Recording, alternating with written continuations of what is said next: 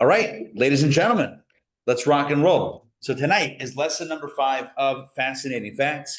And the title of the class is It's All Hebrew to Me, an exploration of the Holy Tongue. So I got to start with a story. Story goes that there is a couple, and it's Sunday morning, and they both want coffee, but they're arguing over who should make coffee. So she says he should make coffee. He says she should make the coffee. And finally she says, well, it's clearly biblical that you need to make the coffee. And he says, why? She says, because it says he brews. Wow. Not good. I'm looking at a lot of disappointed faces. I love that. I love that joke. Thank you. Well, Mom, of course you love the joke. I mean, you're my mother. But Jerry, what'd you say? I said she has to. That's what I'm saying. She's got to. Jerry, as a fellow Pittsburgher, you know this. Yeah. I believe there's a beer in Israel, local beer made Hebrew. Hebrew, yeah. I think there's a brand of beer. All right, but all joking aside, tonight. So let's go over. So in this course, lesson 1, we spoke about. In Hebrew, he is she. Ah, you're right. He is she. So he brews might be she brews. Oh, it's very complicated. You're right. He is she. And who is he? And Who's on first? And a dog is a fish. Oh my gosh, it's so complicated. Hebrew. It's so complicated. All right, here we go. So let's jump in. In lesson 1 of this series, we spoke about biblical myths and misconceptions. In lesson 2, we spoke about the Jewish life cycle. In lesson 3, we spoke about angels and spirits and blessings and curses and evil eyes. Oh my. In lesson 4, we spoke about kosher food and Jewish foods. Good to see you. And which takes us to today, which is lesson number 5. And tonight, it's all about the Jewish language. It's all about Hebrew. As we'll see, there's a lot more to Hebrew than meets the eye. We'll learn that Hebrew is not just a language like all other languages. Sounds like a manashtana here. Why is this language different than all other languages? There are deep secrets and messages contained and embedded in the Holy Tongue. And tonight we are going to reveal all. It's a tell-all, Hebrew tell-all expose. We're going to be looking at root words and families. We'll look at parallel messages between different word families, and we'll even learn some of the mystical meaning behind the shapes of the Hebrew letters. So get ready. The fun is about to start. So let's begin with a simple idea, and that is that every culture has a language or develops a language that is shaped by its history, by its culture, by its geography, by its politics, by its populace, by its literature, etc. Every culture has a language that reflects the culture, and Jews are no different. There are certain things that we use, certain expressions that we use that reflect the story of our people, reflect the Torah, the biblical story, which is the story, which is our history and our the national book. So, for example, and I don't know that anyone uses this, in Atlanta in 2025 in popular parlance, but over the years, these types of expressions have been used. So I'll give you an example. If it's raining, so a Jew might not say it's raining cats and dogs. Says, what cats and dogs? Like, what is that? And I stepped into a poodle. Like, who says that? But rather, they might say, "Whoa, it's a mabul out there." You know what a mabul is? The flood. The flood, right? The great flood in Hebrew is the mabul. So you might say it's a mabul out there. Or another example, if something happens only once in a while, you might say, instead of once in a while, you might say, wow, that takes place once in a yovel. You know what a yovel is? Yovel is the Jubilee year. Once every 50 years was the yovel year. So again, just different expressions that might come up in Hebrew. The truth is, there are expressions that are prevalent to a certain extent in English that actually come from the Bible. So let's jump in to learning exercise or learning activity number 1 on page 152. So open up your booklets to page 152, which is the inside cover. And let's do this together. I'm going to read the instructions and let's see if we can come up with some answers. Many popular English idioms and expressions come from the Bible. Some popular ones include a drop in the bucket, from Isaiah, holier than thou, again Isaiah, from the mouths of babes, Psalms, and pouring out your heart, also from Psalms. Can you identify the biblical context of each of the following phrases? My brother's keeper. Cain and Abel? Cain and Abel is correct. All right. Who's keeping score? I'm kidding. There's no score. Cain and Abel is correct. Give a little context. After Cain kills Abel, God says to Cain, where's your brother? And Cain famously retorts, how should I know? Am I my brother's keeper? And God's reply is, I hear the voice of your brother's blood calling to me from the ground. You kidding me? You don't know where he is? You buried him under the ground. All right. So that's my brother's keeper. Although sometimes when my kids are getting dressed and whatever, and they're putting on their headgear, their kippas, I might say, hey, you're wearing your brother's keeper. So bad. You're really No, bad. I never said that. No, it's not a thing. Okay, next. I'm trying. Fire and brimstone. Where might that be from? Excellent. Sodom and Gomorrah. Beautiful. 2 for 2. Give this man an extra ruggle or ruggle, whatever the singular is on that. Fire and brimstone. When God rains down destruction upon Sodom and Gomorrah, the Torah says that he rained down fire and brimstone. Good. Coming out of one's nose as an expression of disgust. First of all, has anybody even heard that expression, coming out of one's nose? Neither have I. But in case you have, and you're wondering where it came from, now I'm about to share with you. Everyone's looking like, what is happening here? We say it in Alabama. Oh, you do say, thank you, David. Thank you for rescuing me, for throwing me one of those life preservers. Thank you. Thanks for, thank God for Alabama. So coming out of one's nose as an expression of disgust, what does that mean? I know what that means, but where does that come from? It comes from the book of Exodus, where the Jewish people asked Moses for meat. They're like, mana, mana, mana, or marsha, marsha, marsha. Quail. This is getting too much. And God says, exactly. God says, I'll send you some quail.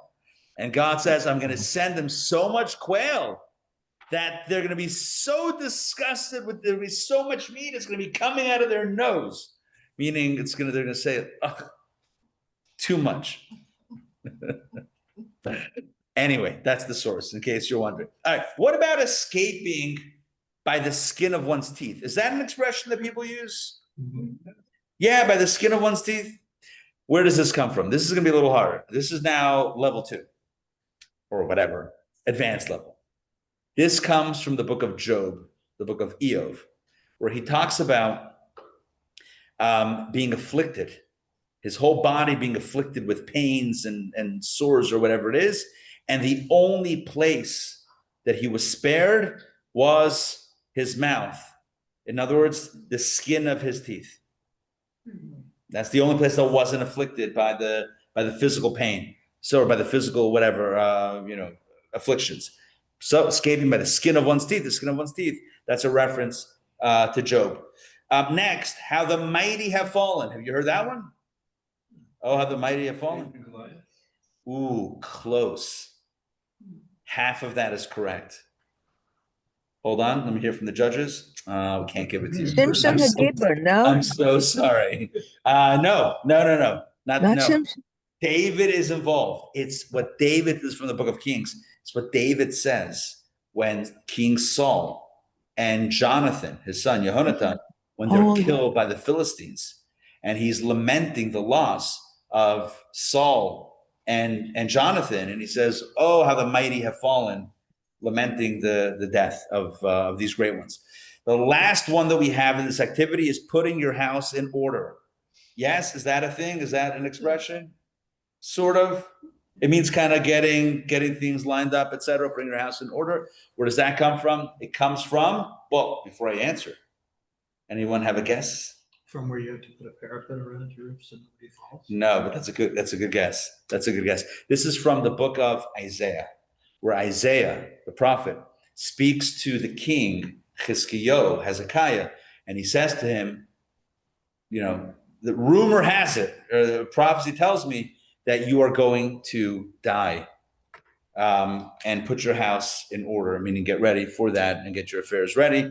The truth is, after that, the king says to him, pray for me. And the prophet says, I can't, it's too late, it's already been decreed. And the king tells the prophet, we have a tradition, or I always heard that afilu cherev chada munach al tzavro shel adam al yimnatzmo min harachamim. Even if a sharp blade is placed on a person's neck, they should not despair of the possibility of salvation. And therefore he said, pray for me, I'll pray for myself. And he did recover, and he lived many long years. In fact, in a very interesting twist of fate, Hezekiah was still single at that point in time. He ends up marrying Isaiah's daughter. And they have Menashe. And they had Menashe, who was a wicked king. Yes. Oh, so many twists and turns in that story. But I digress. That's thank you, Jay, for reminding me about Menashe. The handwriting on the wall. Handwriting on the wall. Oh, baby. Right. Yeah.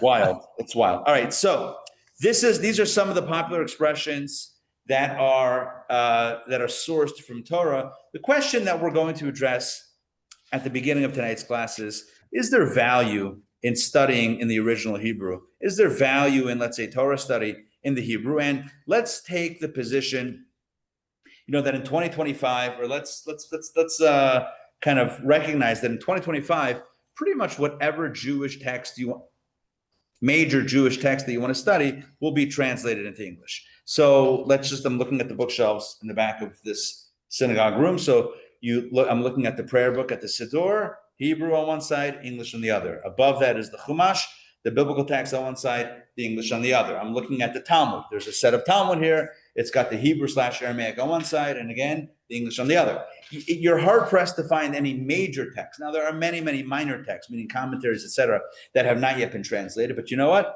Throw it into ChatGPT. Bada bing, bada boom. And you got a translation. I'm actually not joking. But aside from that, I can't say how accurate it is, but you will get a translation. Point, though, is that one might say at this point, English has, Hebrew. Can we say jump the shark? Am I using that correctly? I don't think I am. That's another idiom that comes from the Fonz. Right? Isn't that where it comes from? Jumping the shark? Happy days? Guys, this is not a class on pop culture, although I don't mind going there.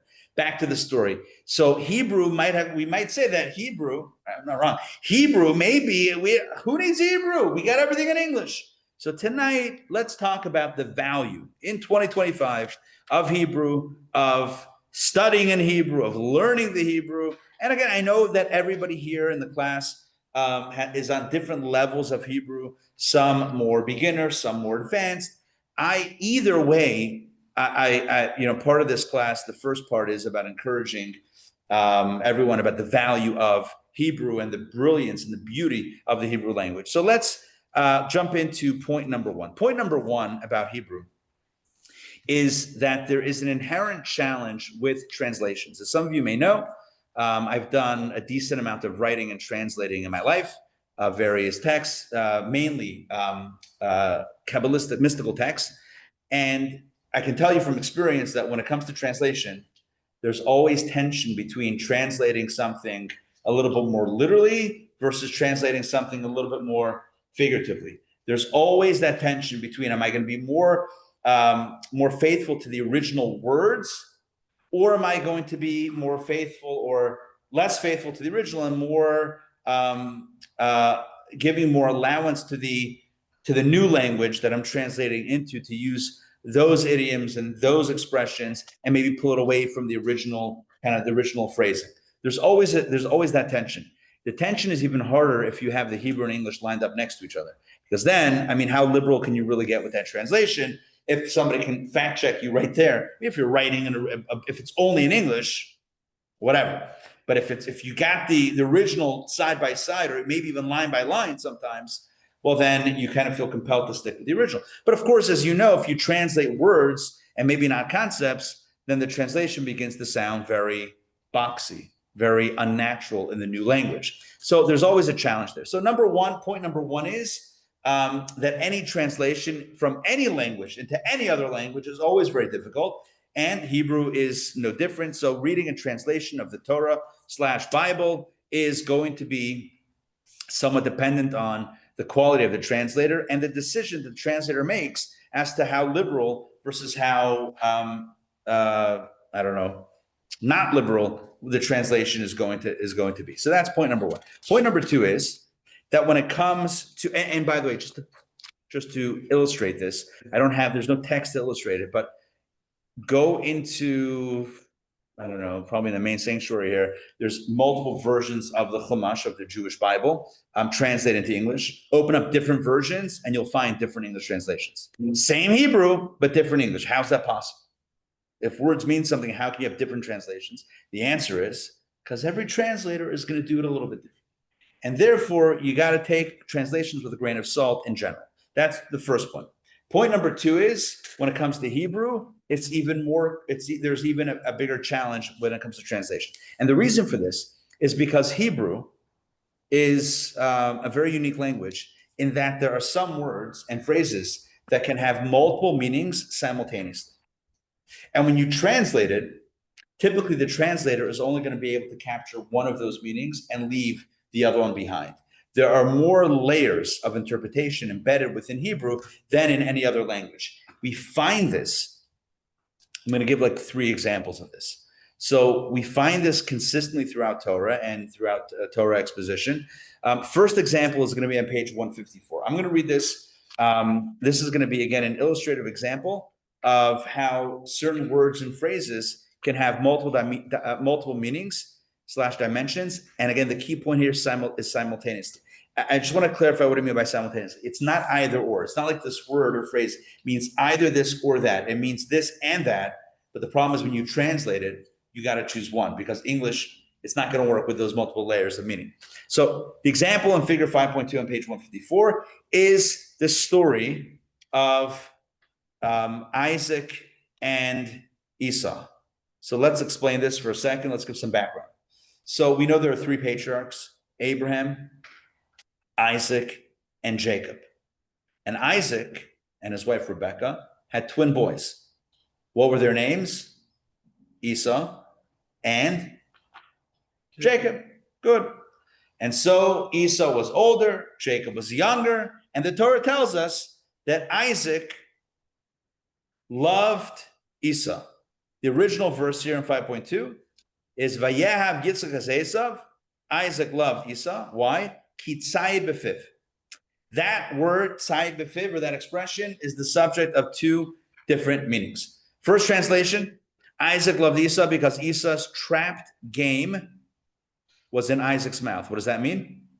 Isaac loved Esau because Isaac ate from Esau's hunting. One thing we know about Esau is that he was a hunter, which means that he brought home the bacon. I'm kidding. He brought home, it's the other way, he brought home the beef, the meat, and he gave it to his father. So the first translation, the first meaning is that Isaac loved Esau. Why? Because tzayid, the trapped food, he put befiv, he gave it to his mouth, meaning he gave his father the food. So of course, so his other son, Jacob, what did he do all day? Studied. Boring, right? His older son is a hunter. He's a trapper, right? He's getting good food going on here. So, hey, Ramon. So of course so the Torah says he loved him, Esau, because he ate from what he hunted. So that is one translation. Let's look at the second translation. Isaac loved Esau because Esau trapped Isaac with Esau's mouth. Again, you have the same word trapped, but you have a different subject about whose mouth we're talking about here.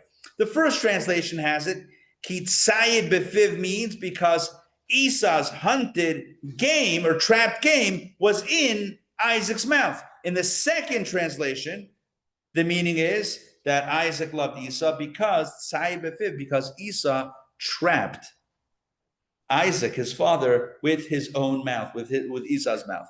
Meaning Isaac loved Esau because Esau deceived him. Trapping him with his mouth means he deceived him. And the commentaries explain that how did he deceive him? Well, he would ask his father some very technical questions in Jewish law. Like, how do you tithe salt? He asked his father. 10%. How do you tithe salt? Are you counting each of the grains of salt? Like, how do you do that? Okay. So he kind of asked questions to give the impression that he was very, religious, that he was very, he's very sincere about, doing the right thing. But meanwhile, he was up to no good, and he was, he was doing all sorts of things that he shouldn't be doing, but he trapped his father. So let me ask you a question. Which one is it? Did he give his father food, or did he deceive his father? Which one? The answer is both. But guess what? If you're translating this into English, you got to choose one approach, because English, you'll be very hard pressed to find a clean translation that can contain both shades of meaning. In the Hebrew, you have both shades of meaning, but in the English, it's going to be very hard pressed to pull that off. And Isn't it ironic then that the son who actually deceived Isaac was Jacob? turns out, according to the second interpretation, they were both deceiving him. Poor guy, poor Isaac. This kid is deceiving you that he's super religious. This kid's deceiving you that he's the hunter. Forget about it. And guess what? His Taking wife my blessings. I'm going to take my blessings and run for the hills. That's it. And Yeah. guess what? His wife also deceived him. That's right. Isaac. And then his father was like, "Hey, let's go on a hike today." Next thing you know, he's tied down to a rock, right? Anyway, so yeah. How do we know to derive the translation this way, to take one out or to consider one? Good. So the point here is to say that Hebrew has multiple layers of meaning. And it's not an either or when it comes to the multiple layers of meaning. It's an and. So the Hebrew, tzai befiv, in the Hebrew, this is only from the Hebrew. The Hebrew can imply both that he gave his father to his mouth. He gave him the hunted or the trapped food, the game, animals that he trapped, or that he literally trapped him with his own words, meaning he trapped him by asking questions that imply that he was more sincere / religious than he really was. Now let's move on to the next example, which is on page 155, figure 5.3. This is later on toward the end of the book of Genesis. And here, Jacob, the aforementioned Jacob, one of the twins, he is now on his deathbed, and he is giving blessings to his sons. And here's a conversation that he has with his son, Joseph. So he had 12 sons and a daughter. Of his 12 sons, number 11 was the one that he loved a lot, right? He gave him the Technicolor dream coat. I think that's the Broadway definition of it, the coat of many colors. And that caused obviously a lot of family turmoil and infighting. But at the end of his life, he gives Joseph, his beloved son, a blessing. And here's what he says, figure 5.3 on page 155. I'm going to read it first in the Hebrew. Va'ani nasati lecha, and I have given to you, he says to his son Joseph, Shechem achad al achecha, one Shechem over and above your brothers. Again, a little favoritism over here. He's giving him an extra something, an extra Shechem. What does that mean that he's giving him? He's injuring.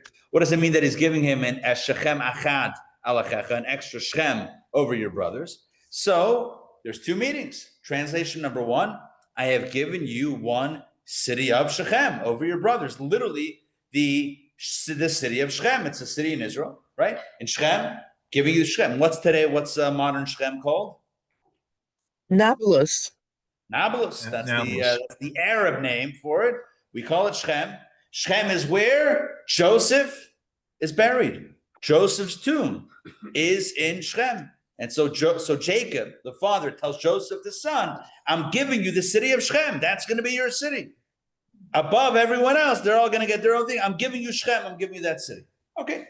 So meaning Jacob gave the city of Shechem to Joseph's descendants. Good, fine. The second translation is that Shechem is not a city, but Shechem means a portion. Second translation is, I have given you one portion. Shechem means portion, not the city of Shechem. Portion over your brothers. What does that mean? Meaning Jacob arranged for two tribes to descend from Joseph. the tribe of Ephraim and the tribe of Manasseh. Let me explain this very quickly. How many sons, I already mentioned this, but let's see if everyone's got it. How many sons did Jacob have? 12. 12 sons. They are loosely known as the 12 tribes. However, as we know, when the land of Israel was divided into 12 territories, there was one of the 12 original sons that did not inherit a piece of the land. Which tribe did not inherit a piece of the land? Levi. Levi. The Levites did not inherit the land. Why? Because God said, you're on the God squad. And as part of the God squad, you're not going to get a farm and land and a tree. That's not going to happen. You're going to be working in God's service. So the question is now, one second. So you have 12 portions of land and only now 11 tribes. So how does that work? The answer is the tribe of Joseph was split into two. Joseph had two sons, and it actually becomes two tribes. Ephraim and Manasseh, they become two tribes, which means that technically there were 13 tribes with Levi, but those that inherited the land, there were only 12 because Levi was not counted. You guys with me on this? Where does this designation happen? Right here, when Jacob, the father, tells Joseph, the son, I'm giving you Shem achar alachecha, I'm making you into two tribes. Everyone else is going to have only one tribe in their name. You're going to have two tribes, Manasseh and Ephraim, and indeed that's what it was. So, Shem can mean two things. Which one is correct? Did Jacob give his son the city of Shem as an inheritance, or did he give him an extra tribe? What's the answer? Both. You guys are good. You guys are right on this. The answer is both. But good luck translating that without writing a whole paragraph about it. I mean, it took me 5 minutes to explain it. How are you going to translate that into English? And I've given you one city of Shem and an extra tribal portion over your brothers. You're going to write that? You could. But the point of this illustration is to point out how the Hebrew contains multiple layers of meaning that are not always found in easily conveyed in a translation, whether it's English or any other language. One more example. Turn the page, please, to 156, figure 5.4. This is after the sin of the golden calf,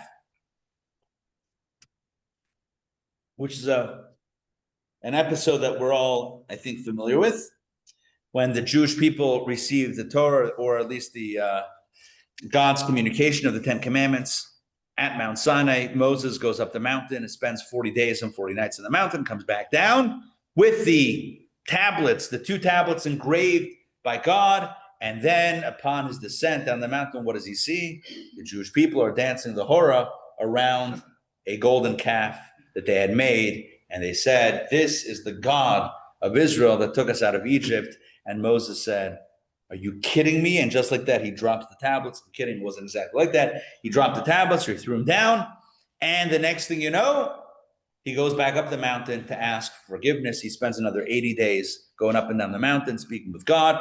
Finally, at the end of that period, God forgives the Jewish people, gives Moses a second set of tablets, and Moses comes down the mountain on the day of Yom Kippur, which is forever canonized, if you will, as the Day of Atonement for all sorts of sins and indiscretions. And that's the beginning. This is that was the first time that it served in that capacity. Part of Moses' argument for forgiveness is captured in figure 5.4. So the verse says, I'll read it first in the Hebrew. Vayomer, and Moses said, Imna matzasi chen beinecha, Hashem, if I have found favor in your eyes, God, my Lord, Yelech na Hashem b'kribenu, then let my Lord now go in our midst. Now listen to this. Ki am kishe orafu. I'm not going to translate that right now. V'salachta labonenu l'chadasenu. So you shall forgive our iniquity and our sin. But what's the rationale? Why should you forgive? Ki am kishe orafu. Something about being a stiff-necked people. However, there's two translations. Let's look at translation number 1. And Moses said, if I have now found favor in your eyes, my Lord, let my Lord now go in our midst, meaning continue to lead us. Despite there being a stiff-necked people, you shall forgive our iniquity and our sin. So the first translation is, meaning despite their stiff-necked nature, forgive them. Jews are a complicated bunch. Moses says to God, have a little rachmanis, have a little compassion. They might be stiff-necked, they might be obstinate, they might be, They might be fetching all the time. You might turn around. The next thing you know, they're making a golden calf. Forgive them. You have mercy on them and forgive them. So that's one translation. Take a look at the second translation. And Moses said, if I've now found favor in your eyes, my Lord, let my Lord not go in our midst. Because they are a stiff-necked people, you shall forgive our iniquity and our sin. What's the meaning of that? Their stiff-necked nature is also a wonderful quality. Because of their stubbornness, they will loyally cling to you through thick and thin, and therefore you should forgive them. The truth is, we've seen this throughout Jewish history. I mean, how many hardships have Jews gone through as a people? Think about it. We're talking about exiles and destructions and expulsions and inquisitions and arodefas and pogroms and holocaust and all of this. And we're still here. Can you imagine? What kind of crazy people are still here after all these thousands of years of being, beat up around the globe? It's crazy. Only stubborn people. You want to get rid of us? We're not going anywhere. Moses says, you're upset that these guys, to God, you're upset that they're kind of obstinate and stubborn. It's going to work out to be their greatest asset. You're going to want a people like this. Just to illustrate, there's a famous story from one of the concentration camps that the Jews in the concentration camp, they put God on trial. They made a mock trial, God being the defendant. And they had rabbis argue for the prosecution, that God is committing crimes against humanity, etc. They had a defense. Who knows? We can't know God's ways, whatever. They had judges. They had a panel of judges, and they had a whole long trial. And at the end of the trial, the verdict came in. God is guilty. And you know what they did right after that? They davened mincha or ma'ariv. They prayed the afternoon or evening service. God is guilty. Right? Now it's time to pray. It's crazy. God is guilty and we're praying? Yeah. Because we're kind of crazy like that, right? God may be, doing the wrong thing, but we're still going to pray to him. Why? We're a stubborn people. We're very set in our ways, So one translation is that it's a liability, the obstinance of Jews. Another translation has it that it's an asset. So which one is it? It works both ways. But how would you translate that into English? Forgive your people despite and because they're stiff-necked. I guess you could write that. Sounds a little crazy if you wrote that. But in Hebrew, the word ki could work. That's the Hebrew word. Ki could actually mean both. And so again, just illustrating the beauty of Hebrew, that it contains so many layers of meaning, multiple layers of meaning simultaneously. And again, you don't have to choose which one you prefer. They all are correct and they all stack together. All right. Make sense? So where does thick and thin come from in the Bible? Where does what? Thick and thin, the phrase. Oh, thick and thin? I don't know. Oh, you had it here? We have it here? No, it's in the meaning. I figured it must be a biblical. Oh, so thick and thin. Yeah, no, I don't know. That's a good point. I'm not sure. There might be a biblical turn of phrase. The dreams, Pharaoh's dreams about Pharaoh's dreams. The grain, thick and thin, the cattle. Maybe thick and thin is that might be it. Fat cows. That might be it. I think you're onto something, Jay. Right. He's What? like, don't panic. Stay with the plan through thick years, right? The thick cows, and through the thin years. I think that might be it. All right. I can't say for sure. Someone can Google that, but I like this crowdsourcing. Even if it's not technically correct, I'm going to call it correct. I'm going to ring the bell over here, the metaphorical bell. Questions I get credit or for that one? Huh? I get credit for that one? Yeah. I'll phone it in above. Don't worry. I got you. I get an extra rug luck. You do get one. I'm going to feed it into the camera for a second. Questions, comments on this so far? Yeah. One of these, the correct English translation in? So here's the point. Anyone who's translating this into any language, and English is, would be one of those options, will have to make a choice of which meaning do you want to convey to the reader, because you don't want to confuse the reader. You want to make it clear. But any translator that knows all of these layers of interpretation is going to have to limit it to one. Maybe a good analogy is the difference between video and photography. So video, you can see the whole range of motion. You can see the whole scene. Photography, one frame.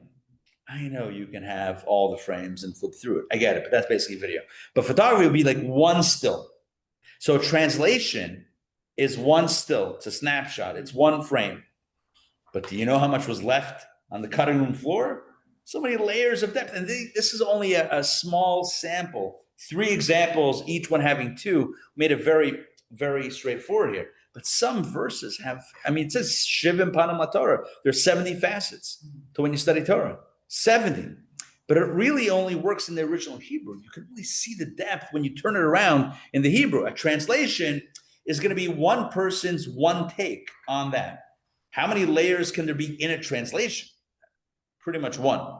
Okay, now there's another point when it comes to Hebrew, and that is actually the opposite point. Not only does Hebrew have so many different layers of meaning to it, but Hebrew also can be very specific, and that specificity also might not be carried in the translation. The truth is, you find this also in other languages. So this is not necessarily unique to Hebrew, but it's also part of the challenge in translating the Torah, the Bible, into English. Take a look at learning activity number 2. I love this learning activity. All right, we're going to do it together. Below are 5 synonyms for looking. Insert the one that fits best into each sentence. You may need to conjugate the verb to make the sentence grammatically correct. All right, you don't have to do this on your own. We're going to do this together. The 5 options are gaze, glance, glare, peer, and stare. Those are the 5 options that all roughly translate or all roughly mean looking, but with slightly different permutations. Now, let's go through this. The young teen blank adoringly at the famous musician on the stage.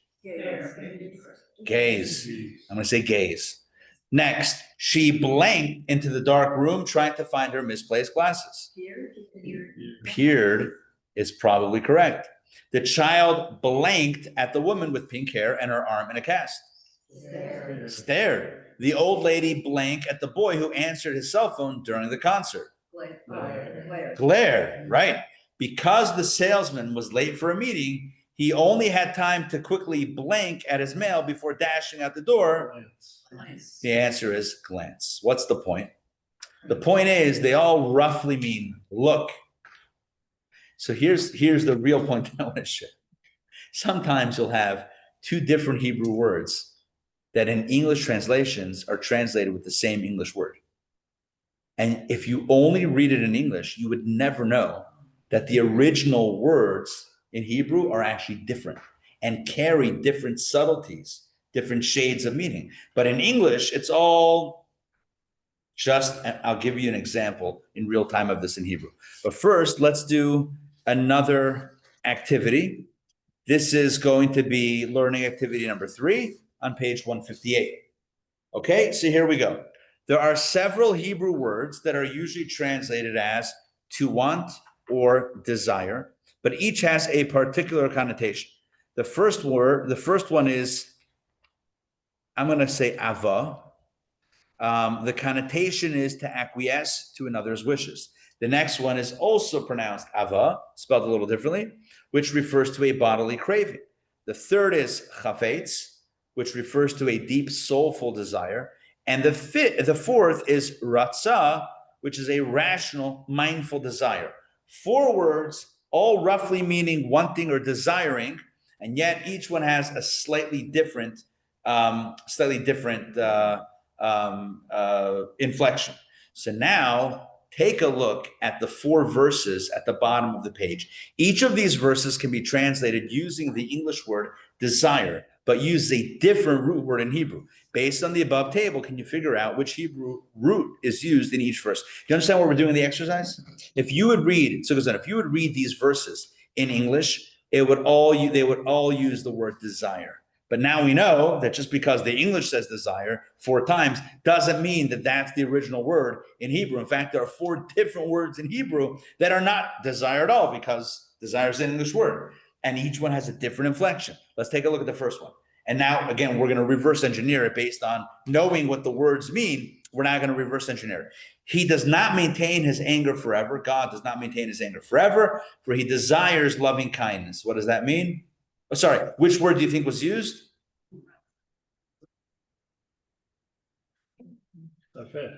Chafetz, a deep soulful desire. God has a deep desire for loving kindness. God doesn't want to be angry. God doesn't want to punish. He wants love. He wants kindness. That's a deep soulful desire that God has. So in the original, ki chafetz chesed, he wants kindness, not just wants or desires. He deeply wants. Can I ask a quick It's like that song. I'll tell you what I want. What What I I really want. want. Yes. Was there an English word that said yearns for? I don't know, but the point is that when you read these 4 verses in an English translation of the Bible, you'll probably find the word desire 4 times. But there's Yes, not in the yes. original Hebrew, it doesn't say this, it doesn't say the same word. And each one means a little bit different. The point of the word chafetz chesed, that God is someone who wants kindness or desires kindness, he doesn't just desire it. It's a chafetz, it's a deep desire. But again, you don't know that in the English. Now, you could translate it as he yearns for, but most translations are just going to use the word desire. All right, next one, number 2. This is from Deuteronomy. You shall slaughter as I have commanded you of your cattle and of your sheep that God has given you, and you may eat meat in your cities as per your heart's desire. Which word do you think is used? Number 2, a bodily craving. You have a desire for meat, knock yourself out. Number 3, also Deuteronomy. But Sichon, king of Heshbon, did not desire to let us pass through his land. What do you think that was? Of the first one, to acquiesce to another's wishes. He did not acquiesce to our wishes to pass through his land. And finally, number 4, there's only one left. Number 4, you open your hand. I'm giving it away. You open your hand and satisfy every living thing by giving it that which it desires. Which one is that? Ratzah or Ratzon, a rational, mindful desire. That is, we have our desires, we have our needs, and God gives us what we desire. So 4 verses, 4 translations that might be identical using the word desire, and yet 4 very different words in Hebrew. Let me give you another example. These are examples that I think that will immediately, hit everybody in a way that's going to make a lot of sense here. Text 1a, text 1b. Those are going to be the main 2 texts that we're going to compare and contrast. All right, Toba, we're up to you. Please get us started. 159, text 1a. And God said to Abraham, I am God, who took you out of Ur Kasdim. So what we have in text 1a is God speaking to Abraham, and he introduces himself. Ani Hashem, I am God. So the Hebrew says Ani, the translation is I, and okay, it reads fine. It reads fine in English. But now take a look at text 1b. Please read that as well. Anochi, I am God, your God, who took you out of the land of Egypt. Thank you. This is the opening of the 10 Commandments. Commandment number 1, I am God, your God. That's the way it's translated into Hebrew. However, the Hebrew word for I is not Ani, but it's rather Anochi. Now, if you only read the English, if you only read an English Bible, God said to Abraham, I am God. God said to the people at Sinai, I am the Lord your God. I am God and I am God. You would never know that God uses 2 different expressions. To Abraham, God says Ani. To the Jewish people at Sinai, God says Anochi. And you know what? Although in English, they both are translated as I, it's not the same word. And it carries a subtlety of a message that you would lose in the English, or that is lost in the English, yeah. In the English, it's I'm God, your God. In the first one, in A1A, it doesn't say your God. Correct. But even Isn't that the difference in Ani and Anochi is when it's used, could be, but there's a different meaning here as well. Ani, the commentaries say, is used when somebody is introducing themselves to someone for the first time or someone that doesn't know them. So you use the word Ani. Anochi is used when the person is already familiar to the other one. So when God speaks to Abraham for the first time, he says, hey, I am God. What's your name? I'm kidding. He didn't say that. But he says, I am God, right? Let me introduce myself. At Sinai, God did not need to introduce himself. Why? We knew who God was at that point in time. Abraham, Isaac, Jacob, Joseph, the tribes, the great leaders, including Moses, all were speaking about God for many, many centuries. And the Jews had seen the 10 plagues, the miracles in Egypt. They saw the splitting of the experience, the splitting of the sea. And now Revelation at Sinai, God says, here I am. He pulled an Anochi. He doesn't need to do Ani. It's not unexpected. This is an Anochi introduction, and thus the word is Anochi as opposed to the word Ani. So if I were to introduce myself to y'all, I would say Anochi. So in Exodus, like in Maybe. Exodus 3:14, where it's under I am, like what is that? Is that any one of these, or is that something different? I don't know. We need to look it up in the original. I don't know. That makes sense. Yeah. I never even thought. Yeah. So that's right. That's the thing. In the English, it's going to be I, right? In the Hebrew, it could be Ani, it could be Anochi, and each one will carry a subtle difference that you would only notice, you would only even know to notice if you see it in the original Hebrew. Again, this speaks to the beauty and to the power of studying it in the original Hebrew. Rabbi Ari, Yeah. I ask a question. So at the sneh, at the burning bush, when Moshe asked Hashem, what should I call you? He says, yeah. So Yeah. it's a little confusing based on what you were just saying. Right. In Egypt, God says when Moses says to God, what's your name? He says, Asher Ehyeh, which is not God's name. God is basically, the way Rashi explains it, he says, I will be with them in all forms of challenge, as I've always been with them in all forms of challenge. Basically, God is not necessarily answering the intellectual questions, he's answering the emotional question. When Moses says the people are going to ask, what's your name? He doesn't mean they want to ID you, God. Like they want, what's your legal name? They want to know what kind of God would let his people languish in slavery for 210 years. What kind of God would allow this disaster to happen? You call yourself God? How you allowing this to happen? So God says, I know your question. When I come to the people and say, God said to take you out, they're going to say, what's his name? Meaning, where's he been until now? What kind of God does this? So God is addressing the real question, not the technical question of what's your name, but the real question of what kind of God allows this to happen. So God says, tell them, I'm there with them in the pain. Imi anochi batzara, I'm with you in the pain. That's the emotional answer. By the way, which also gives a lot of insight into human interactions. A lot of times when people ask a question, they're not looking for the technical answer. There's a skill in answering the person versus answering the question. Answering the question, you can always, there's two approaches you could take. Somebody asks a question, you can answer the question or you can address the questioner.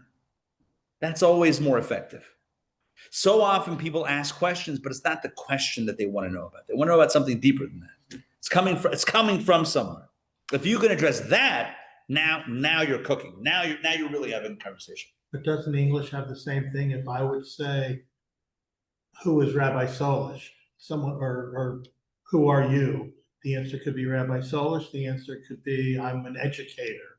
Right. Or I'm a joke caring person. I'm a Comedian. comedian. So, I mean, the English language has the same thing. Yeah, for sure. I mean, the word who is. Absolutely. Yeah. That's not a deficiency. That exists in English as well. What we're really getting to is if we're only reading the English translation, and you encounter two verses that use the word I, there's no telling what the original intention is, because you've lost that implication. Unless you have a really good translator that is somehow capturing every nuance, but that doesn't have, it hasn't happened. I've read a lot of translations. It's not there. It's just not there.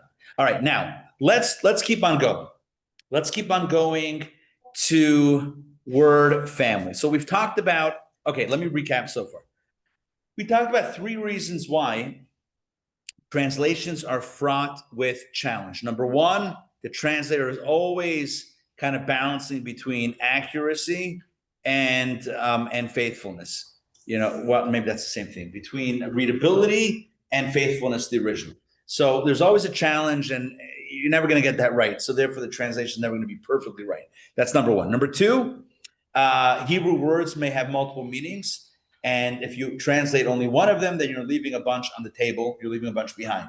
The third point is Hebrew words often have a very precise meaning, but are often translated as the same as other Hebrew words, thus losing the precision of the meaning. That's what we've said so far. Yes? All right, let's move on now.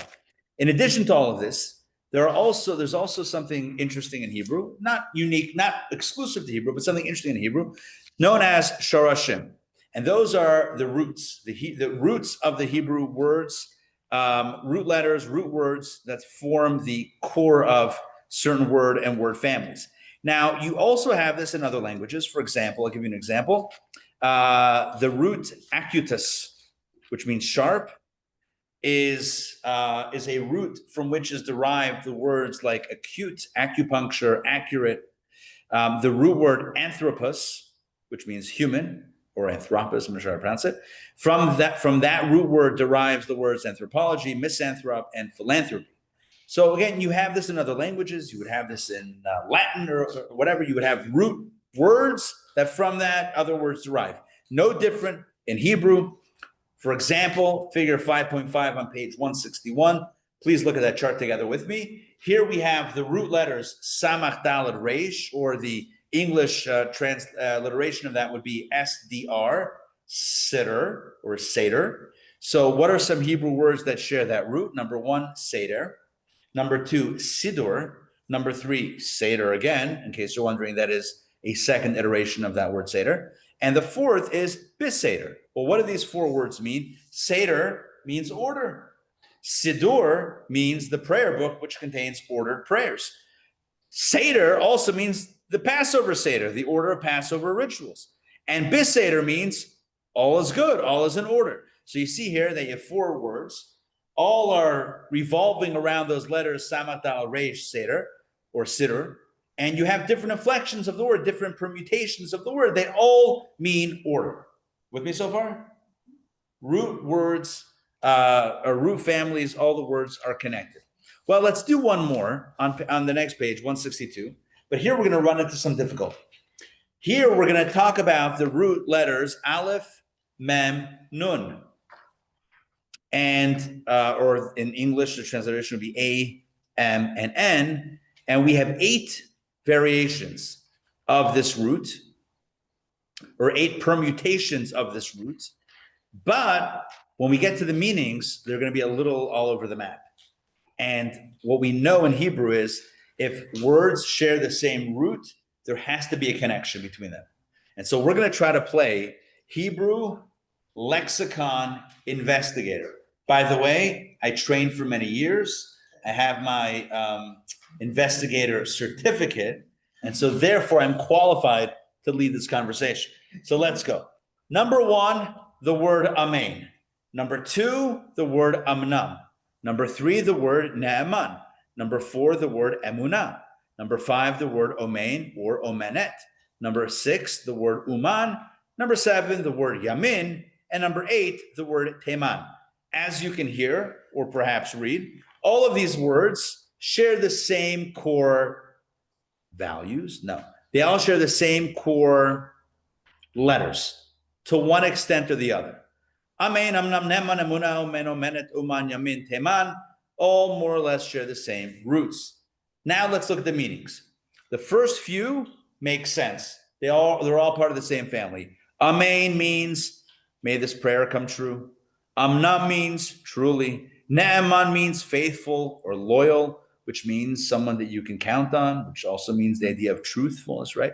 Emunah is faith, which also has a relationship to truth. Omen and omenet. Now here's where it gets interesting. Omen and omenet are maybe translated as foster parents, or one who supports, or nourishes, or trains. How is that related to the word true and faith that we had before? And then you have uman is an artist or a trained craftsman. And then yamin means right, and teman means south. So what's happening? We had a good thing going for the first few words. We had this. Same letters.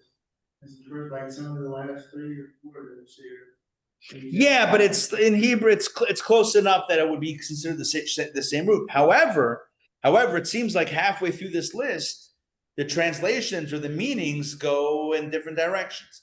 So I want to share with you a beautiful insight. And you see, this is what can happen when you know the rules of Hebrew and you know that words must be connected.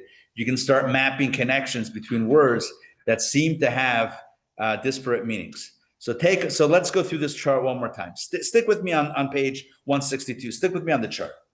Amen means true. True, I believe, true. Amna means true. Naaman means faithful, loyal, and again, I'm going to say true. Emunah is faith. True, I believe this is to be true. I believe this. Now we get, after the first 4, now we get to the next one. Omen, omenet, or uman. It's the idea of training. And we have a beautiful idea. Faith is a product of training. I'm going to share with you an insight. It's actually captured in text 2 on page 163, but I want to lead into it before we read it. You know, in all of our lives, there are moments, things that happen that almost call us to reach out with our faith, you know, in faith or with faith to grab onto something bigger than self. The challenge is if we haven't exercised that muscle of emunah, of faith and trust in God, you know, it's going to be hard to hold on to it in those moments of challenge and crisis. The key to emunah, the key to faith, is to exercise it when things are going well, not only when things are challenging. Again, let me take a half step back and explain this a little bit better. What does it mean to have faith or trust in God in a moment of crisis? What it means is that I believe that even though the world around me or the ground beneath me is crumbling, I trust and I believe in God that it's going to be okay. That's what faith is. What is faith? Even when things, one definition of faith. Faith means even when things are falling apart, I believe in God. I believe that it's going to be okay. I believe that God is going to take care of me somehow. Even though I can't see it happen, I have faith, I have trust in God that it's going to be okay. What's that born of? Fundamentally, that is born of exercising that belief even when things are good. When things are good, they're not happening on autopilot. It's because God is making it happen. If I see God all around me, constantly, if I train myself to see God as the driving force of all of reality, then even when things get a little bit shaky, I can also say, God is here too. I'm okay. God is here too. Let's take a look at text number 2. Eve, please read text 2 on page 163. The most important thing is practice. If one wants to attain faith and awareness of God, one needs to engage in a habit of thought and mind, constantly imprinting on one's thought and mind that all that one sees, the heaven and earth and all they contain, are only God's outer garments, but their essence is godly energy. This idea is implicit in the word emunah, which implies training, for a person trains himself to have faith like a craftsman who practices his skill. Thank you. So here we see that the idea of faith comes through practice. We can't expect that in a moment of challenge, I'll be able to have faith and be calmed by my faith. How is faith going to happen if we don't train ourselves, if we don't exercise that muscle? Thus, the first 4 meanings of amen, emunah, etc., faith and trust, all of that is connected with the 5th and 6th meaning, which is the idea of supporting, nourishing, training, or one who is trained. The idea of training being connected with faith and trust is so important. You can't have the faith unless you nourish it consistently. It's almost like a relationship. It's like a relationship. Imagine if you haven't spent a lot of time with a person. Do you trust them with your life? Why? On what grounds? But if you spent a lot of time consistently with that person, and they've demonstrated time and time again through everyday activities, that they're there for you, that they care about you, that they have your best interest in mind, well, then you can rely on them. So when do you have faith in them? If there's that training, if there's that, if it's supported by some sort of history, as it were. And that's the same idea here, is to develop that history in that relationship with God, so that when things get a little bit shaky, we can actually trust and truly have faith in God. What about the last two meanings, right side and south? Well, for most people, when we talk about training or exercising, which side is stronger? Which arm is stronger? The right. Most people are righty. So that's where the training, right, happens. And likewise, when we face kedem, not the grape juice, when we face kedem, which is east, right? You face east, which is considered the face, as it were, and that's how the temple was also kind of oriented. When we face east, so then the right side is the south, correct? If you're facing east, then the south would be on. So east is this way, right? This is east. The south would be that way. Yeah. All the words are connected. Bottom line, the message of all the above is, you want to have faith, you got to work at it every single day. It's an investment that takes work consistently. Now let's look at some other words and some other word families. Okay. Here we go.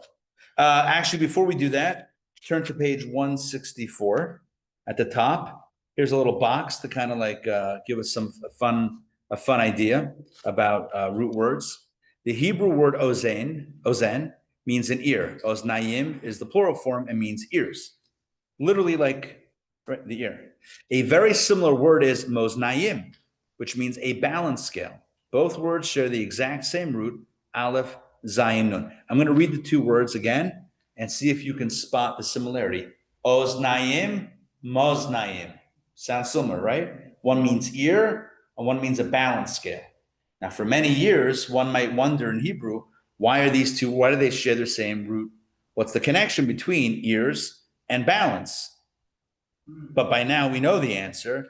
Though the two words have seemingly no connection, today we know that the ear, specifically the inner ear, is responsible not only for hearing, but also for balance. Thus, vertigo, a condition that causes an abnormal sensation when a person feels as though he is spinning or that the world is spinning around him, is most often associated with an inner ear problem. Kind of cool. Mm-hmm. Who would have thought? Oh, Oznaim and Moznaim, right? You should be only good health and only good things. But it's interesting, it's fascinating that who knows how many centuries that connection wasn't revealed, but now we know that balance and ears are connected. All right, now let's look at another one. This is going to be very interesting. All right, text 3a, text 3b, and text 3c.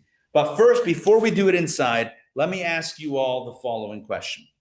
What does the word Kodesh or Kadosh mean? Holy. Holy. Everyone would say holy. And indeed, if you read translations of the prayers or of scripture, every time it says the word Kadosh or Kodesh, Kedusha, Kaddish, whatever, it will by and large be translated as some form of holy. And text 3a and 3b will fit the pattern. David, please read 3a and 3b. You shall be Kedoshim, holy ones, for I, God, your God, am Kadosh. Blessed are you, God, our God, King of the universe, who has made us holy with his commandments and commanded us to. And the Hebrew word in text 3b, although it wasn't there in the translation, even though I think they were trying to do that, but I guess it was left out, would be Asher Kiddishanu, made us holy, again translated as holy, Kadosh, translated as holy. But all of this raises a huge question when it comes to text 3c. Please read this one as well, David. There shall not be a Tereshah, female prostitute, among the daughters of Israel, nor shall there be a Kadesh, male prostitute, among the sons of Israel. Aha! Now we got a problem. Because in Deuteronomy, when the Torah is warning us against, it might be the oldest profession, but it's banned in Jewish and in biblical law. and it says not to engage in it, what's the word that's used? Kidesha and Kadesh. Now hold on. Now hold on 1 minute. How could it be that the Bible uses the very same word kadosh for these activities? What's going on here? And you know it's not random or a mistake. It's the same Hebrew letters. It's got to have a connection. The body is holy. You can't violate. I'll give you good. I like that. Or maybe one can say that maybe Torah is saying it's holy. I'm kidding. But like, what's going on over here? So I'll share with you a perspective. Maybe we have to question the translation of kadosh being holy. What does kadosh really mean? What does it mean? What does or kodesh? What does it really mean? Separate and distinct.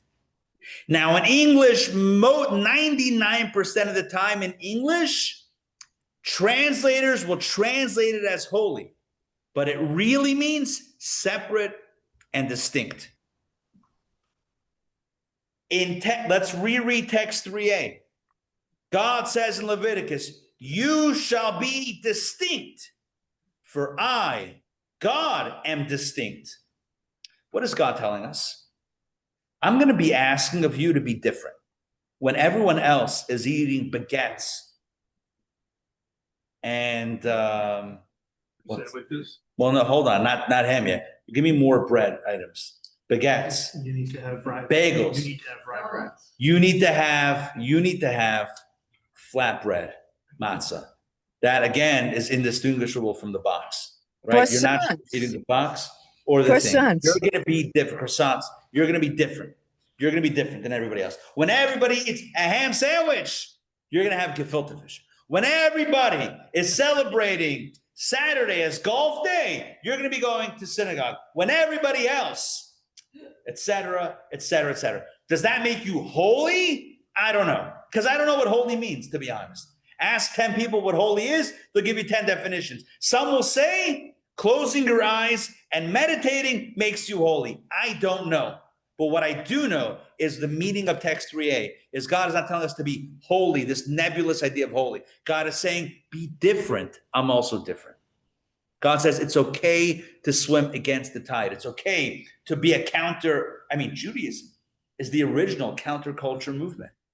Abraham was called Avram HaIvri. Oh, getting back to the original word, Hebrew. Where's the first time we find Hebrew? Not the coffee. Joke again. That would be weird if we brought that up again. I just did, right? But where's the first time that the word Hebrew is used in Torah? Avraham HaIvri. He's known as Abraham the Hebrew. Why Ivri? Why Hebrew? What does it mean? Ivri means the other side. The other side. He was literally means he was from the other side of the track / river. He came from, whatever. When he came to the land of Canaan, he had come from another part of the ancient world. Fine, that's the technical reason. But on a deeper level, or maybe not deeper, on a more emblematic level, he was different than everybody. Everybody was serving pagan. Everyone was pagan, serving, being polytheistic. And Abraham said, no, I believe in one God. Bro, just go with the flow, man. Be like, no, I only believe in one. Dude, everyone's serving multiple idols. Get with the program. Why are you being so different? Stop it. His dad was like, stop it. Don't be so weird. He's like, no. Don't be. It's like, what are you doing? Why be so different? Just be normal. Family business. Judaism, and it was a family business. You're going to take over the idol business, right? It's unbelievable. You think American Idol was the first time Idol was used in a company name? Are you kidding me? Simon Cowell? Step into my office, bro. Right? Abraham was the original counterculturist. I don't know if it's a thing. He was the original guy that went against the tide. He swam against, upstream. He was the salmon of humanity. The humanity. Look, the point is like this. God is saying, be different. I'm different. It's not a marketing slogan, Apple. Think different. It means literally be different. Right? Be different. Text 3b. Every time we do a mitzvah, we say, thank God that you're giving me the opportunity to be different, not to be like everyone else. I am putting my child on a silver platter and redeeming him at 30 days old with garlic and sugar and jewelry. I am being different right now, right? I am, think some other bizarre mitzvahs. I am howling at the moon. Oh, I'm do you say a bracha? I don't know. You say prayers. I don't know if it's not really a biblical mitzvah. I am OCDing, washing my hands 3 times on each side before eating bread, right? I am different.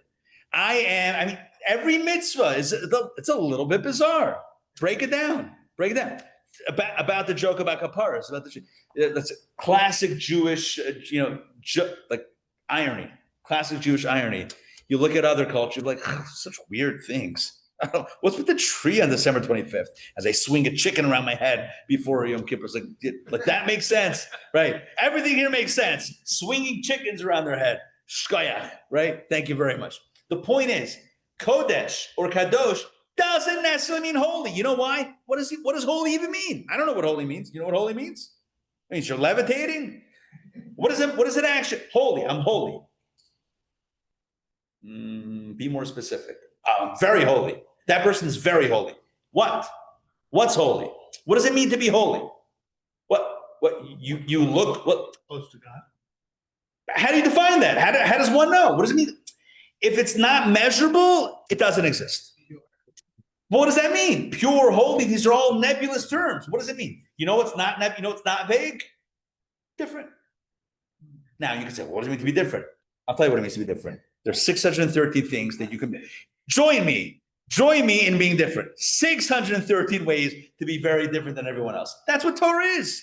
So God says, be different, think different, do different. Now we get to text 3c, and God says, don't be that different. Don't be that different. When it comes to that area of human behavior, just be like everyone else. Be in a happy, committed relationship. Don't be that different when it comes to that area of human behavior. You with me on this? Yes? Good. All right. Next. Let's look at very good.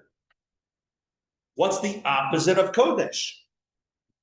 Amavdil bein Kodesh lechol. The opposite of Kodesh is Chol. Well, hold on. Now, so typically Kodesh is holy. And what's Chol? The opposite is mundane. But we just said that Kodesh is not holy. It's not really. I don't want to take away anyone's fun. You can say holy. I'm not the word police. But it doesn't really mean holy. It just means different. Different in a godly way. So what's the antonym? What's the opposite of different? Same. The same. You know what the worst thing you can call someone? Ordinary. Boring. Oh, you're so boring. You're so typical. It's like, what? I'm not unique? No. You're not Kodesh, bro. You're Chol. I'm ordinary. Can you imagine? That is like the ultimate word kryptonite. That is like the ultimate death blow. You kidding me? Everyone wants to be different. Everyone, right? I'm different like everyone else, but like everyone wants to be different. Everyone wants to be unique. I'm unique. No one's like me. I got my stuff that no one's got. Imagine someone calls you out, not actually you, but someone calls someone else out and says, bro, you are totally ordinary. You are so predictable. You are so like basic. Who said basic? Bland. That's a great word. That's the new iteration. Basic. You're so basic. You know how deeply that cuts? Basic. Talk about self-esteem deflation. I'm basic. Man, basic is like, it doesn't get worse than basic. I mean, you can say that someone's bad, but yeah, people are excited about being called out about certain things, but basic, no one's like, yeah, I got called basic. Boom, try that one on. Basic is the worst. Chol is basic. I love this. This is a great translation. Kodesh is unique. It's interesting. And Chol is basic. We have 6 days a week to be basic. Not real basic, but 6 days a week are basic. Sunday, oh, so basic. Monday, basic. I love this word. This is epic. Tuesday, basic. Wednesday, basic. Thursday, basic. Friday, basic. Shabbos, different. You ever try to eat gefilte fish on a Tuesday? Yes, Yes. this week. How'd it work out? It's fine. Leftovers. Yeah, right. Okay, Cholent. Cholent. You ever eat cholent on a Tuesday? Yes, Okay, all right. it's even better. It's even better. All right, fine.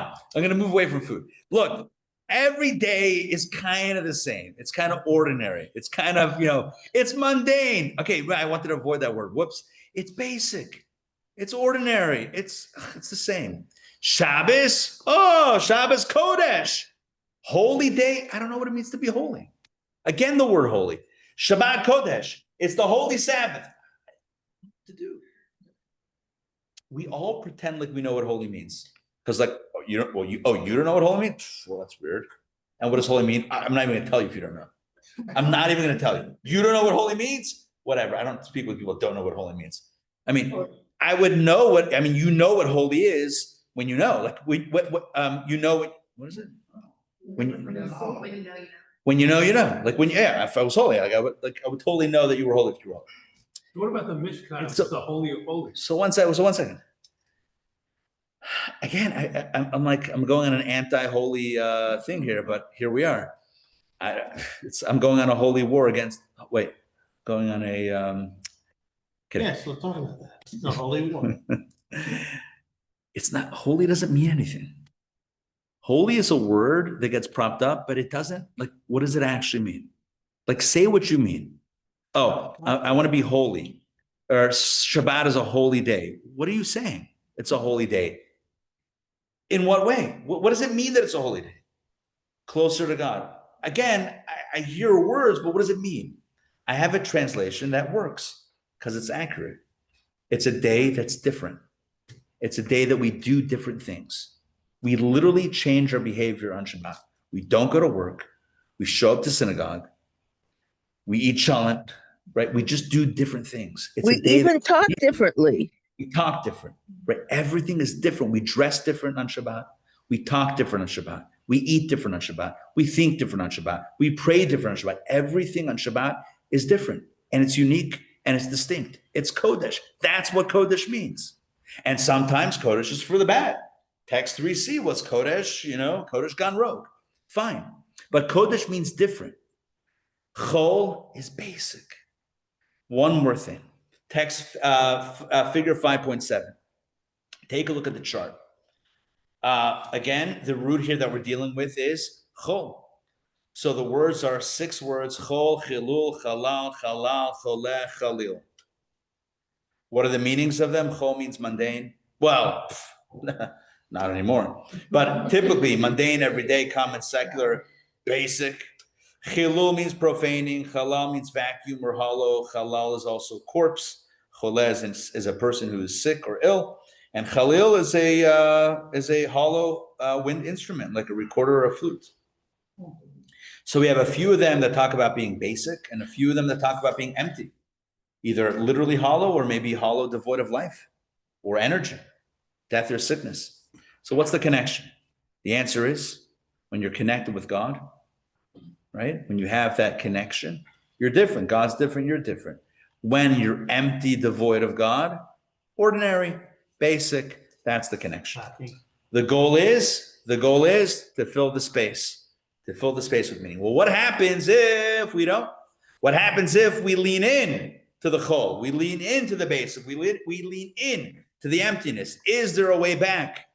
Now, of course, we know that the answer is yes. What is the path of repentance called in Hebrew? What's the Hebrew word for that? Teshuvah. Very good. Teshuvah. Teshuvah is typically translated as repentance, but as we'll see soon in text number 6, it could not be further from the truth, because the truth is that repentance is actually the opposite of what teshuvah actually means. Phil, please read text number 6. This is from Rabbi Dr. Jonathan Sachs. Teshuva means returning to the old, to one's original nature. Underlying the concept of teshuva is the fact that the Jew is, in essence, good. Desires or temptations may deflect him temporarily from being himself, being true to his essence, but the bad that he does is not part of, nor does it affect his real nature.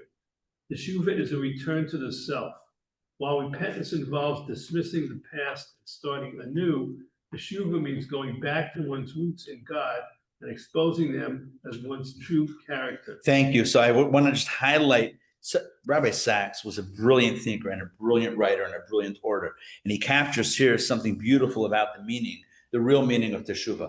Again, teshuva, if you read it in translation in English, it's typically translated as repentance. Again, a word, I don't really know what repentance means, but it typically has a connotation of, I need to abandon the negative ways and find a better path.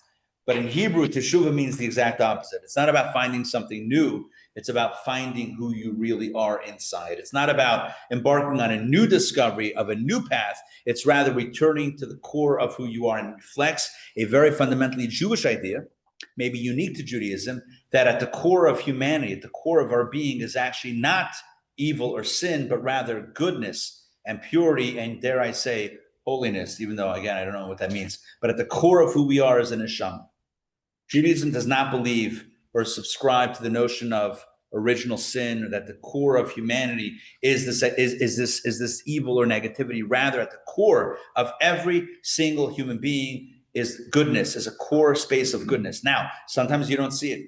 Sometimes we might not see it in ourselves. Sometimes we might find ourselves in a space that is a little bit displaced from that goodness. The key, the secret, or the solution to that is not finding a new path. It's rather returning to our true essence, which is goodness. Let's do another interesting wordplay from Hebrew. Actually, this is Aramaic. 168 at the top. I'm going to read this. But before I read this, has anyone read Harry Potter?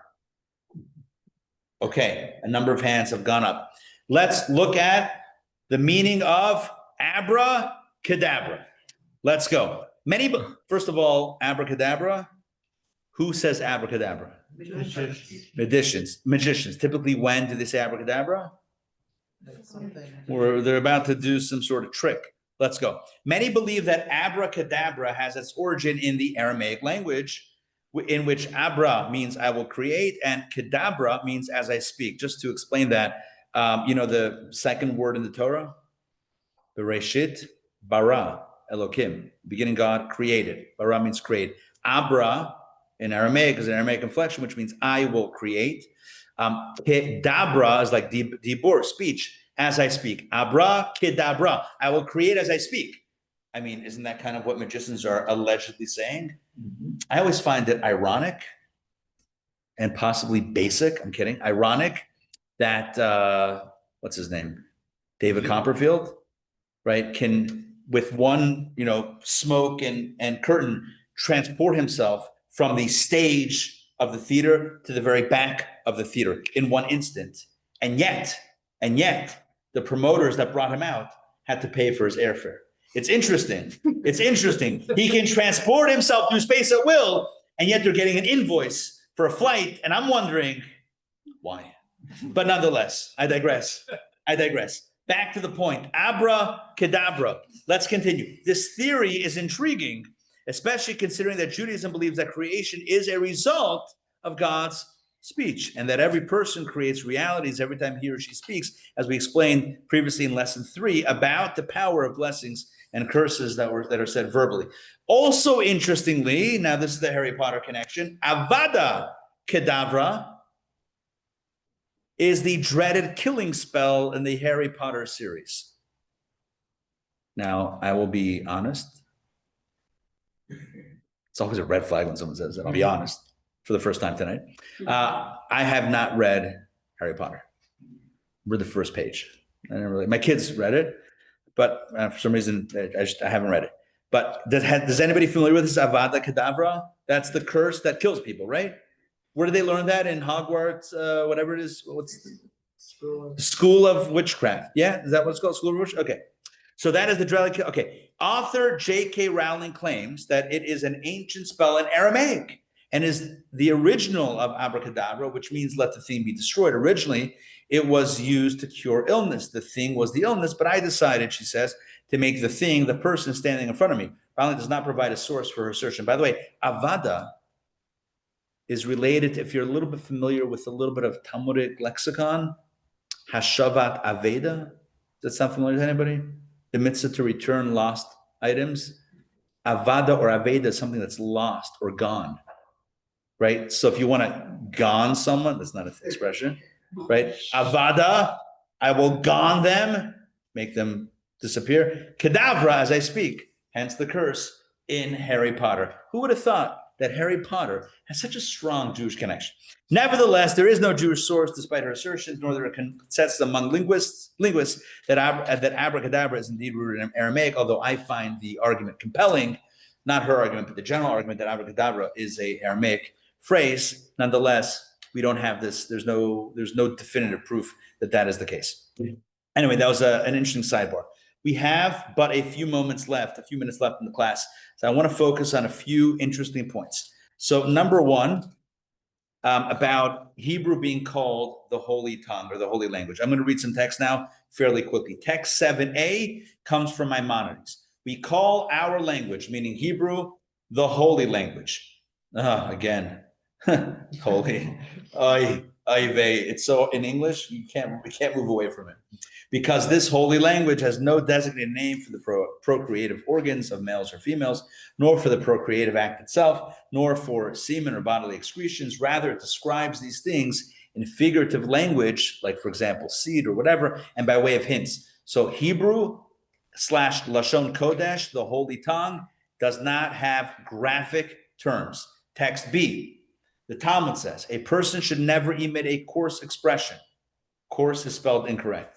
Coarse meaning not unrefined, expression from his mouth. For the Torah deviated by adding 8 letters in order not to emit a coarse, spelled correctly, expression from its mouth. As it is stated in Genesis, when God tells Noah about the animals to bring onto the ark, from the animals that are pure, you should take such and such, and from the animals that are not pure, you should take such and such. In the Hebrew, it says, min habehema hatahora, the pure animals, umin habehema asher einena tahora, and from the animals that are not pure. The Torah doesn't say umin habehema asher timea. It doesn't just call it tame, which means impure. It says not pure. In English, it's going to sound like the same words, but there's a difference. There's a Hebrew word for impure, but the Torah doesn't say impure. It says not, and then you use the Hebrew word for pure. Why does it add? It's just using more words. Simple answer is Moses got paid by the letter. I'm kidding. That was a joke. The reason is because the Torah avoids using coarse expressions, negative and harmful expressions. So another text 8, again, fairly quickly. Let's read this together. 170 at the top. Our sages call the language of the Torah the holy tongue because the Torah and its prophecies and all the holy matters were said in that language. Indeed, it is the holy language that God uses to speak with his devoted prophets and his people. Also, God's holy names are in Hebrew. With this language, God created his world and gave names to the heaven and earth and all they contain. In this language, God gave names to his angels, such as Michael and Gabriel, Michael and Gabriel. In this language, God gave names to the holy ones here on earth, Avram, Yitzchak, Yaakov, Shlomo, and others. The point being that all the greatest hits that happened, that were created, all happened in Hebrew. It's God's language, hence Hebrew being called the holy tongue, or the distinct tongue, I guess we would say it based on our class tonight. Now, in addition to this, Hebrew is also the source code of all of existence. That means it's not just a language like all other languages, but it's rather very different than other languages in that it is quite literally the source code of that which is. It's kind of like DNA. DNA is not just a random collection of whatever. It's actually what creates and what forms the genetics of that thing. Text number 9, we have this in mystical text. In all 70 languages, although each creation is given a name and a defining term, the name is not connected to the essence of that matter, but is merely an arbitrary name that distinguishes one thing from another. On the other hand, in the holy tongue, each name is the true name, the essential name that is connected to its source. Let's take a look at text 10, also really beautiful. If you know a little bit of the Hebrew of the first verse in Torah, you'll know that the opening verse of Torah begins, Bereshit bara Elokim, 8, Hashemayim ve'et haaretz. In the beginning, God created the heavens and the earth. But before it says heavens, it uses the word et, or eight, which is aleph taf. Take a look at what Kabbalah says. It is known in Kabbalistic literature that the letters of the alphabet were the first entities to be created. Thereafter, by use of the letters, God created all the worlds. This is the secret meaning of the first phrase in the Torah. In the beginning, God created et. That is, God's first act was to create the letters from aleph to taf. It only works in the Hebrew, and I apologize if it's not coming through in the English, but in the Hebrew, Bereshit bara Elokim et. You know what that means? In the beginning, God created first, before heaven and earth, he first created aleph through taf. And then with the 22 building blocks of the letters, he then used those to formulate. It's almost like, I don't know, Bob Ross. Bob Ross, Happy Trees. You can't Bob Ross without paint. What's God's paint? The letters. God creates the letters, and then using the letters, he created the words. Letters, the language, the Hebrew letters are powerful. The 22 Hebrew letters were powerful. Final message. This is it. This is as we close out tonight's class. The Talmud in Tractate Shabbat goes through the meaning of the shapes of the letters. Not only is Hebrew edel, which means refined, not only is it replete with messages and layers, not only is it distinguished and holy and the language of creation, but the very and the DNA, right, of all that exists. But Hebrew, the letters, the shape of the letters are also highly impactful. I'm going to share with you 3 messages, 12a, 12b, 12c. I'm going to paraphrase quickly. The letters Gimel, Dalet, that's the 3rd and 4th letters of the Hebrew alphabet, are, as the Talmud says, they reflect the idea of Gimel Dalim, which means the benefactor that's giving to the one that is in need. And the Talmud says that when you look at the letters, you can actually see the best way to give. If you look at the Gimel, first of all, it looks like a high heel shoe, right? The bottom of the Gimel, yes? No? At all? Yeah. Platform shoes with the heel, what is happening here? I don't even know. But it also expresses the idea of somebody, or also reflects the idea of somebody running, somebody moving, right? Somebody moving toward. So the benefactor, the Gimel, the Gemol, the one who's giving, is running toward the Dal, the popper, to give. And the popper, the bottom leg of the popper, you see the recipient, the leg is curved toward the giver, which means you got to be open to receive. But the face of the Dalet, of the receiver, is pointed the other way because it's sometimes embarrassing to admit, to accept help from someone else. And the Talmud says that looking at the letters reminds us, number one, of the responsibility of the giver. Don't wait to be asked, but offer to give, and give in a way that is gentle, give in a way that is respectful to the recipient, knowing that the recipient will often be embarrassed to feel like they are a recipient. That is Gimel Dalet. Let's look at Kuf and Reish. Make sense? I know we're going through this quickly, but you can take these and read it. Kuf Reish, Kodesh and Rasha. Kodesh is holy, right, or distinct in a good way, and then Reish is wicked. So what's the meaning over here? So God is holy, and sometimes people act in a way that's not so holy. So number one,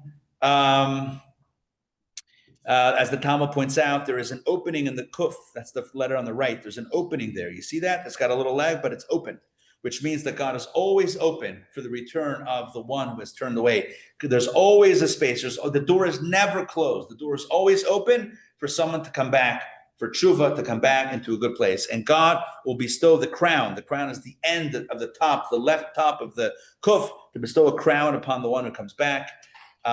Even if the Rasha, the wicked one, typically turns away from God, but there's always room to come back, and that's a hopeful message. Finally, the last 2 letters of the Hebrew alphabet are Shin and Taf. And the Talmud says that Shin is the first letter of Sheker, which means falsehood, and the Taf is the last letter of the word Emet, which means truth. And the Talmud compares and contrasts these 2 words. And amongst the point that the Talmud makes is that the letters for Sheker, Shin, Kuf, Reish, they all, the way they're written, they all end at the bottom in a point. You see how the Shin looks with a point in the bottom? The Kuf is a point, and the Reish has a point at the bottom. All 3 letters of the word Sheker are falsehood. They all end at the bottom in a single point, which means that falsehood is teetering on the verge of collapse. It's like, you know how hard it is to lie?